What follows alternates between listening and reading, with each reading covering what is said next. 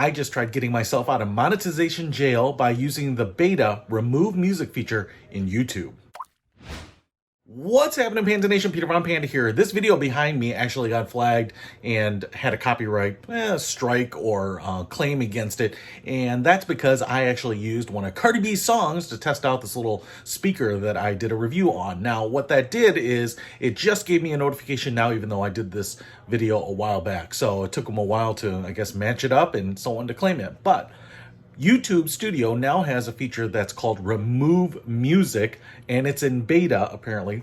And what it tries to do is just remove the music. Now, what's interesting about this is that I'm actually talking over the music. So I wanted to try it out and show you my results. First, let me show you the infringing clip. Looky there.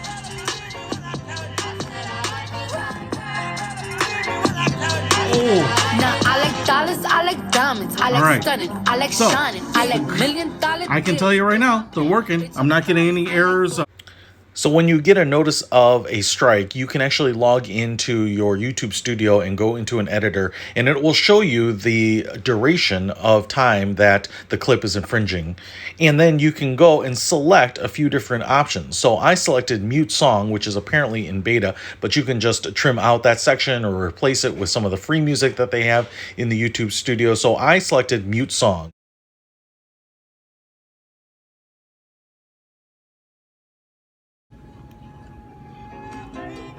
Well, looky there. Well, looky there. Now